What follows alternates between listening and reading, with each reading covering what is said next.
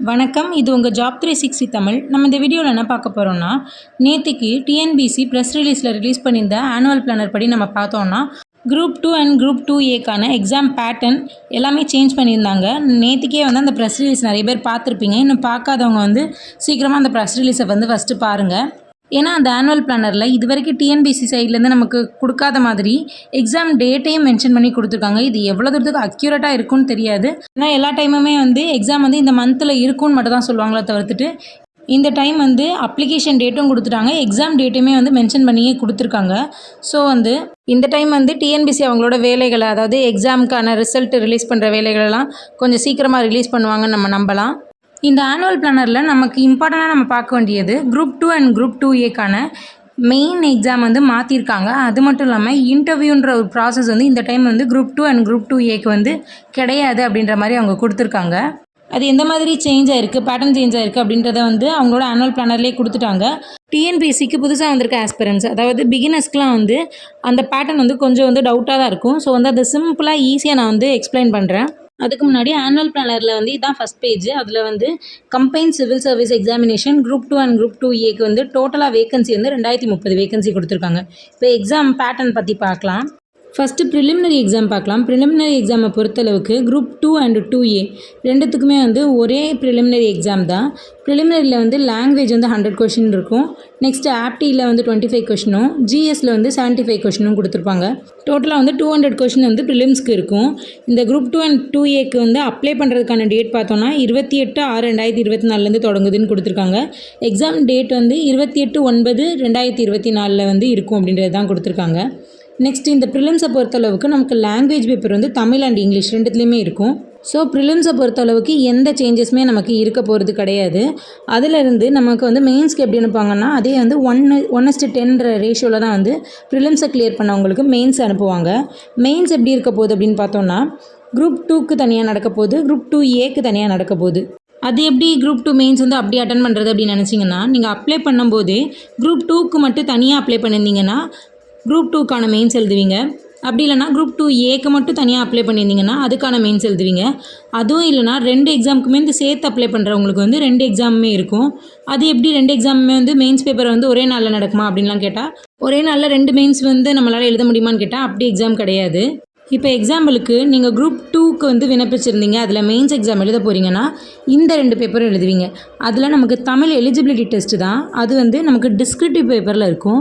அது வெறும் வந்து குவாலிஃபையிங் மார்க் தான், 40 மார்க் எடுத்தால் போதும். நெக்ஸ்ட்டு அதே டிஸ்கிரிப்டிவ் பேப்பராக வந்து ஜிஎஸ் எழுதுவீங்க. அது வந்து 300 மார்க்குக்கு எழுத வேண்டியது இருக்கும். இதில் நமக்கு தமிழ் வந்து வெறும் குவாலிஃபையிங் நேச்சரில் தான் 40 மார்க்ஸ் எடுத்தால் போதும். ஜிஎஸ் பேப்பர் தான் நமக்கு வந்து ஸ்கோரிங் பேப்பராக இருக்கும். இப்போ குரூப் 2க்கான மெயின்ஸ் எக்ஸாம் எப்படி எழுதுவீங்கன்றது புரிஞ்சிருக்கும். நெக்ஸ்ட்டு குரூப் 2ஏ வந்து நீங்கள் கிளியர் பண்ணி அதுக்கான மெயின்ஸ் எக்ஸாம் எழுத போகிறீங்கன்னா, வந்து ப்ரிலிம்ஸ் கிளியர் பண்ணிவிட்டு மெயின்ஸ் போகிறீங்கன்னா உங்களுக்கு என்ன இருக்குன்னா, உங்களுக்குமே வந்து தமிழ் எலிஜிபிலிட்டி டெஸ்ட் கண்டிப்பாக இருக்கும். 2ஏலேயுமே வந்து தமிழ் எலிஜிபிலிட்டி எக்ஸாம் வந்து டிஸ்கிரிப்டிவ் பேப்பர் தான், நீங்கள் கண்டிப்பாக எழுதுகிற மாதிரி தான் இருக்கும். நெக்ஸ்ட்டு அதை தவிர்த்துட்டு என்னெல்லாம் இருக்குன்னு பார்த்தோன்னா, லாங்குவேஜ் இருக்கும். லாங்குவேஜில் வந்து தமிழ் ஆர் இங்கிலீஷ் நம்ம ரெண்டுத்தில் ஏதாவது எழுதிக்கலாம். நெக்ஸ்ட்டு ரீசனிங் இருக்கும். தமிழ் ஆர் இங்கிலீஷ் வந்து 100 மார்க்ஸுக்கு இருக்கும், ரீசனிங் 25 மார்க்ஸ்க்கும், ஜிஎஸ் இருக்கும், ஜிஎஸும் 75 மார்க்குக்கு இருக்கும். இந்த 3மே நமக்கு வந்து அப்ஜெக்டிவ் டைப் தான் இருக்கும், அதாவது எம்சிக்யூ டைப்பில் 1 மார்க் கொஷினாக தான் இருக்கும். ஸோ வந்து குரூப் 2ஏ வந்து மெயின்ஸ் எக்ஸாம் எழுத நம்ம போகிறோம்னா நமக்கு வந்து ரொம்ப ஈஸியாக தான் இருக்கும். ஏன்னா ப்ரிலிமினரி எக்ஸாமுமே அந்த பேட்டர்னில் தான் நம்ம எழுதியிருப்போம். அதே பேட்டர்னில் நமக்கு வந்து மெயின் எக்ஸாமும் இருக்க போகுது. இப்போ நமக்கு அப்ளை பண்ணும்போதே குரூப் 2க்கு அப்ளை பண்ணுறீங்களா, 2ஏக்கு அப்ளை பண்ணுறீங்களா, அப்படி இல்லைனா வந்து ரெண்டுத்துக்குமே சேர்த்து அப்ளை பண்ணுறீங்களா அப்படின்ற மாதிரி தான் வந்து டிஎன்பிஎஸ்சிலேருந்து கொடுத்துருப்பாங்க கண்டிப்பாக. அதில் நம்ம இப்போ வந்து ரெண்டுத்துக்குமே சேர்த்து அப்ளை பண்ணிட்டோம்னா நம்ம ரெண்டுத்தோட மெயின்ஸ்லேயுமே தமிழ் எலிஜிபிலிட்டி எழுதணுமான்னு கேட்டால் அப்படி கிடையாது. ஒரே ஒரு தமிழ் எலிஜிபிலிட்டி எக்ஸாம் மட்டும் எழுதிட்டு ஒரு டிஸ்கிரிப்டிவ் பேப்பரும், அதாவது ஜிஎஸ் வந்து டிஸ்கிரிப்டிவ் பேப்பராக எழுதிட்டு நெக்ஸ்ட் இருக்க அந்த 3மே வந்து அப்ஜெக்டிவ் பேப்பராக எழுதுவோம். இப்போ உங்களுக்கு வந்து கொஞ்சம் தெளிவாக புரிஞ்சிருக்கும்னு நினைக்கிறேன். எக்ஸாம் வந்து எப்படி நடத்த போகிறாங்க, என்னென்ன பேப்பர்ஸ் வந்து குரூப் 2க்கும் குரூப் 2ஏக்கும் வந்து தனித்தனியாக இருக்குது அப்படின்றதெல்லாம் புரிஞ்சிருக்கும். புரியலைன்னா ஒரு 2 மினிட்ஸ் வீடியோ வந்து முன்னாடி வச்சு ரிட்டனும் கேட்டு பாருங்கள், உங்களுக்கு கொஞ்சம் புரியும். இப்போ இந்த குரூப் 2 அண்ட் குரூப் 2ஏல வந்து இன்னொரு சேஞ்ச் என்ன பண்ணியிருக்காங்கன்னா, போன டைம் இருந்த முனிசிபல் கமிஷனர், அதாவது எம்சி போஸ்ட்டை வந்து இந்த டைம் வந்து குரூப் 2லேயே கொண்டு போய் வச்சுட்டாங்க. போன டைம் வந்து மாற்றி குரூப் 2லேருந்து குரூப் 2ஏல கொண்டு வச்சுருந்தாங்க. அதனால நிறைய இன்டர்வியூவில் வந்து நமக்கு நிறைய ப்ராப்ளம் வந்துச்சு போன டைமு. ஏன்னா கவுன்சிலிங் வந்து அடுத்தடுத்த ஃபேஸ் வந்து வச்சுக்கிட்டே இருந்தாங்க. நிறைய வேக்கண்ட் வந்து ஃபில் ஆகாமே இருந்தது. ஏன்னா எல்லாருமே வந்து சப் ரெஜிஸ்டர் போஸ்ட் வரைக்கும் எடுத்துட்டு நெக்ஸ்ட் அந்த போலீஸ் டிபார்ட்மெண்ட் போஸ்ட்டை வந்து யாருமே எடுக்கலை. ஏன்னா எல்லாருமே வந்து குரூப் 2A வந்து எம்சி போஸ்ட் இருக்குது, முனிசிபல் கமிஷனர் போஸ்ட்டை வந்து குரூப் 2A எடுத்துக்கலான்ட்டு நிறைய பேர் வந்து அந்த போலீஸ் டிபார்ட்மெண்ட் போஸ்ட்டை வந்து எடுக்கவே இல்லை. இந்த ப்ராப்ளம்லாம் இந்த டைமும் வரக்கூடாது அப்படின்றதுக்காக முனிசிபல் கமிஷனர் போஸ்ட்டை குரூப் 2ல் வந்து கொண்டு போய் வச்சுட்டாங்க. ஸோ இப்போ வந்து உங்களுக்கு தெளிவாக புரிஞ்சிருக்கும் என்ன பேட்டர்ன் வந்து மாறி இருக்கு, இந்த டைம் பேட்டர்ன் எப்படி சேஞ்ச் ஆயிருக்குன்றது நல்லா தெளிவாக புரிஞ்சுக்கோங்க. இது வந்து நம்மளோட ஆனுவல் பிளானரில் அவங்க வந்து எக்ஸாம் பேட்டர்ன் எப்படி இருக்கும் அப்படின்றத கொடுத்துருக்காங்க. இது புரியலன்னா நான் இதை தான் வந்து ஃபஸ்ட்டு 2 ஸ்லைட்லேயுமே வந்து எக்ஸ்பிளைன் பண்ணி சொல்லியிருக்கேன். இந்த குரூப் 2 அண்ட் குரூப் 2 எக்ஸாம் வந்து லாஸ்ட்டாக ஒரு 3 இயர்ஸ் 4 இயர்ஸாக வந்து பேட்டர்ன் வந்து சேஞ்ச் ஆகிக்கிட்டே தான் இருக்குது. இப்போ எக்ஸாம்பிளுக்கு 2012 பார்த்தோன்னா நமக்கு குரூப் 2 அண்ட் குரூப் 2 எக்ஸாம் எப்படி நடந்ததுன்னா வெறும் அப்ஜெக்டிவ் டைப் மட்டும் தான். அந்த அப்ஜெக்டிவ் டைப்பில் நம்ம வந்து எம்சிக்யூ டைப்பில் தான் 1 வேர்ட்ஸாக தான் எழுதுவோம். அதில் நம்ம என்ன மார்க் எடுக்கமோ அதை வச்சு வந்து இன்டர்வியூ கொடுப்பாங்க.